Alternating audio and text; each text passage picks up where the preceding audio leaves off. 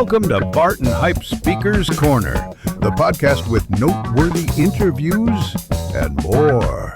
Here you'll discover what our speakers are bringing to Agile Testing Days and why they love this unique conference so much. Welcome to another episode of Bart and Huib's Speaker Corner, where we talk to the people that make ATD special, the speakers. And I say the speakers make ATD special, but maybe it's also the audience. But let's find out by asking our next guest, Richard Bradshaw. Well, maybe Richard, first to introduce yourself and then tell us why you think ATD is so special. But who are you, Richard? But no, wait. You always do it differently. You say Richard Bradshaw, and then we do wee. Sorry, Richard Bradshaw. Wee. God, Bart. Okay, sorry. Stick to the script. Sorry, yeah, I have problems with that type. You know that. Yeah. Okay. So who are you, Richard? Richard Bradshaw. Wee. I don't have a script. Who am I? Good question. Most people probably know me as FriendlyTester. Was very active in the testing community. Took a bit of a back step recently, but right now, yeah, I'm a senior architect, for a fancy term, in quality engineering at a company called Slalom, and working on my own learning kind of courses at the same time at the moment, which hopefully I can share more about at ATD. Nice. Right. And I think this is my fourth ATD, I think. Yeah, I think this will be my fourth. Right. Okay. Well, Huib says he's been to all, but I don't believe him.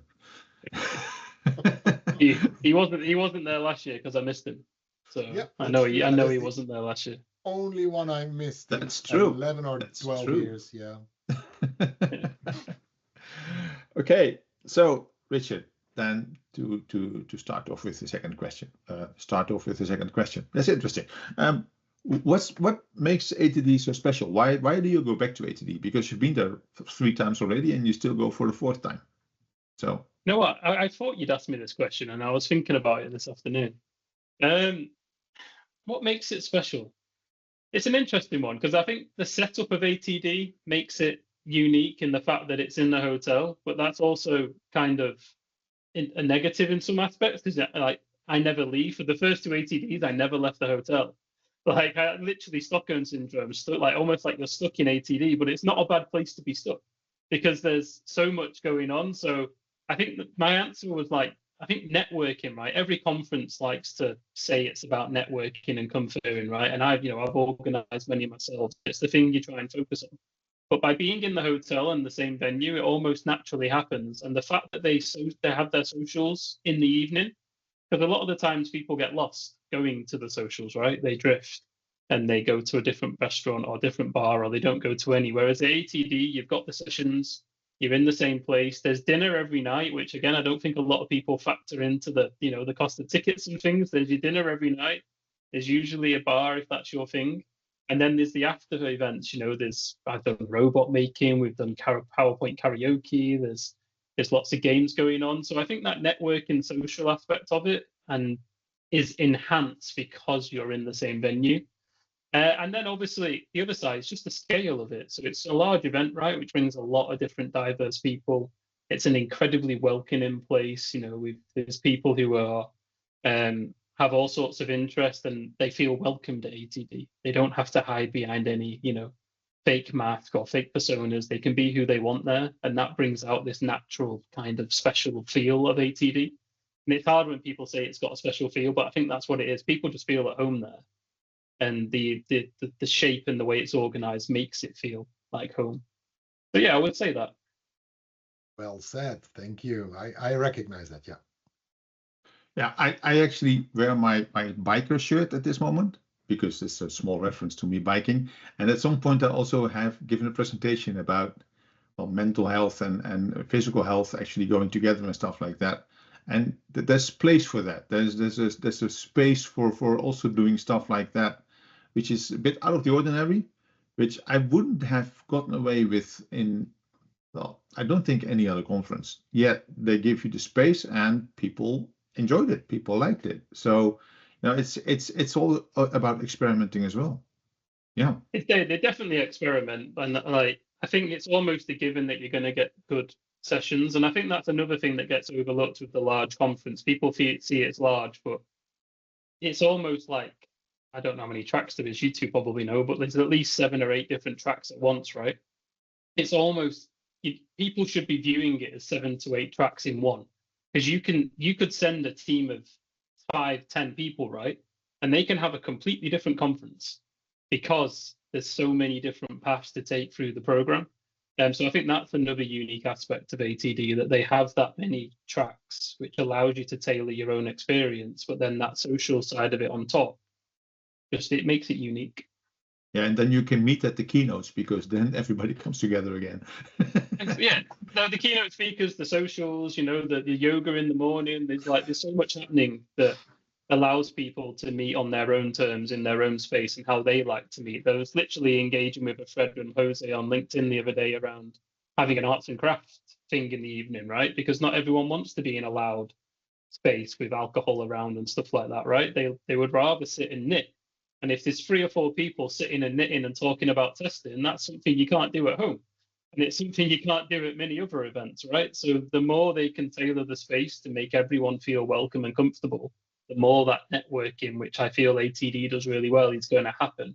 And it's that networking that leads to the long-term relationships and long-term connections that are really useful when you're trying to learn about a topic, or you're trying to change jobs, or you're trying to enter into public speaking.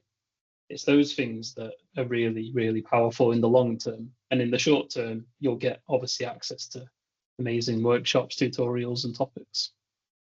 Brilliant. Nice. So talking about this extensive program, what I normally do is I look the speakers up and I look at their tracks, and seriously, dude, I had to make my font smaller to make it fit on my screen. How many sessions are you doing? I had to have a look myself as well, because I kind of forgot. No, so it looks like a lot, but it's not a lot. So I think let's start with the main one, right? So I'm doing a tutorial. So on day 1, I'm doing a full day tutorial, which is creating an automation strategy for value. I've gone through a little phase with titles recently. I always wanted to have the fancy title, but then no one has an absolute clue what you're talking about. You call this super duper automation. It's like, well, what's that about?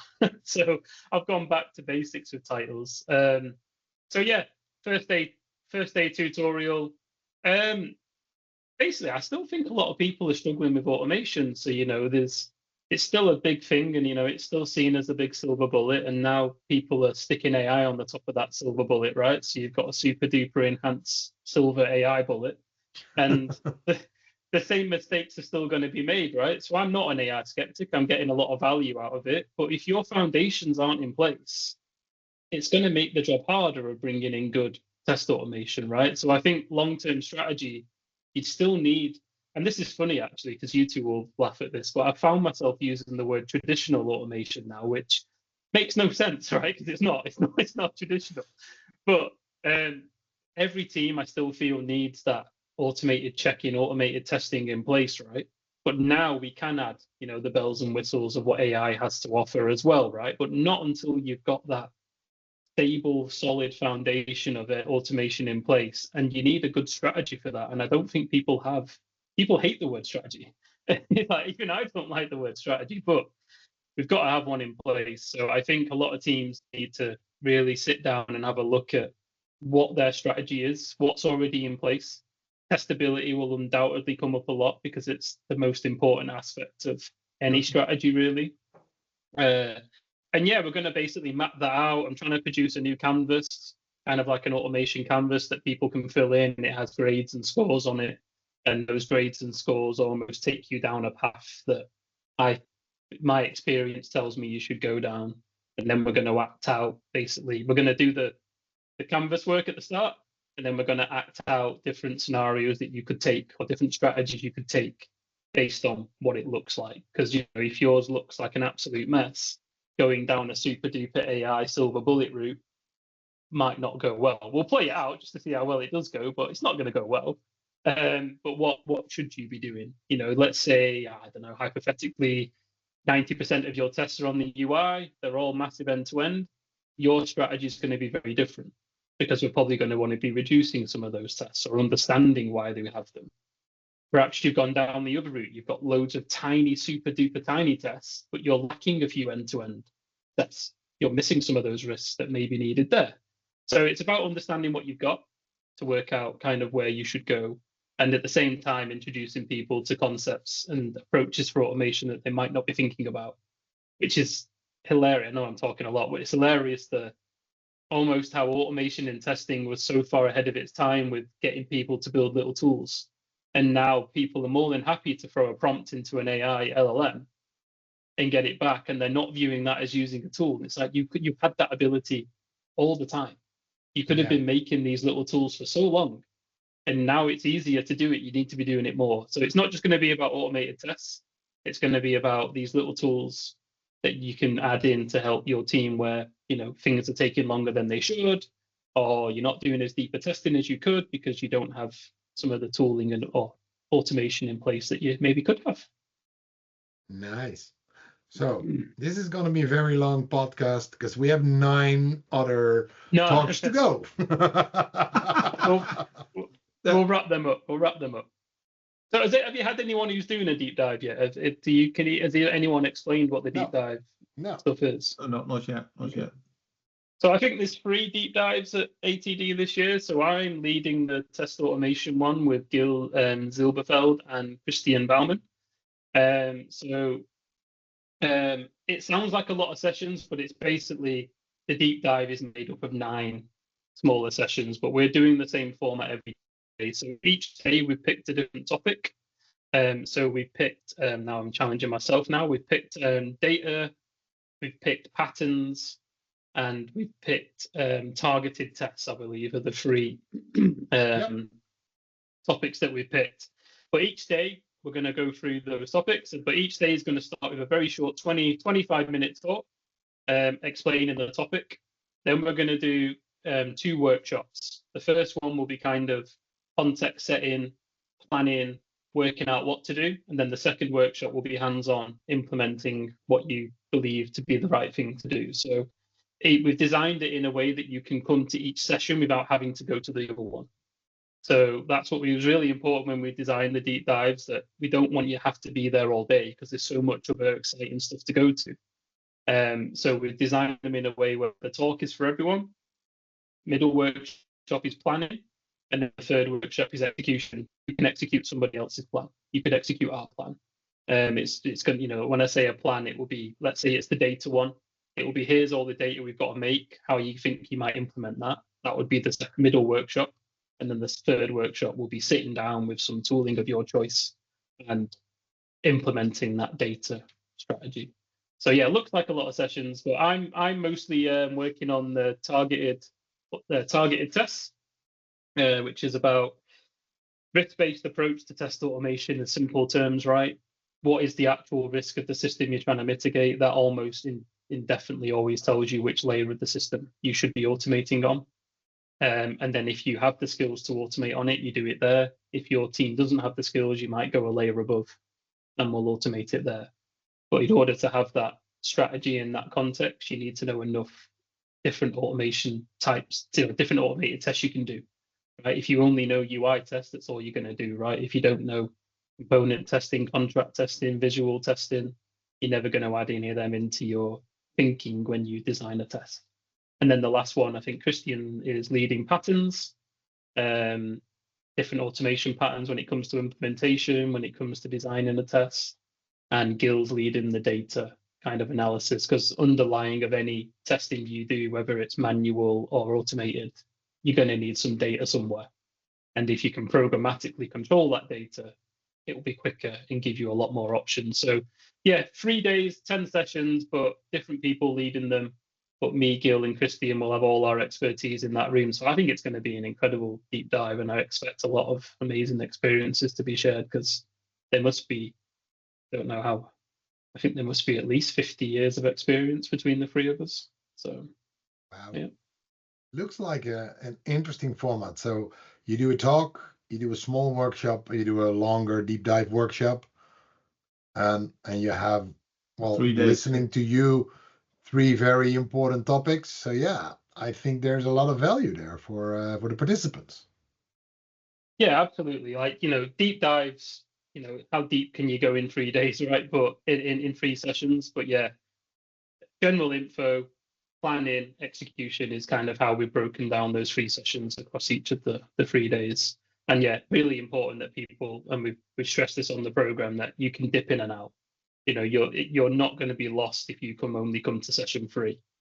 You're not going to be stuck there not knowing what to do, because we've designed it in a way that you can check in and out. What I also like is there's some time in between the sessions, so people can think about it or just go somewhere else and then pick it up later.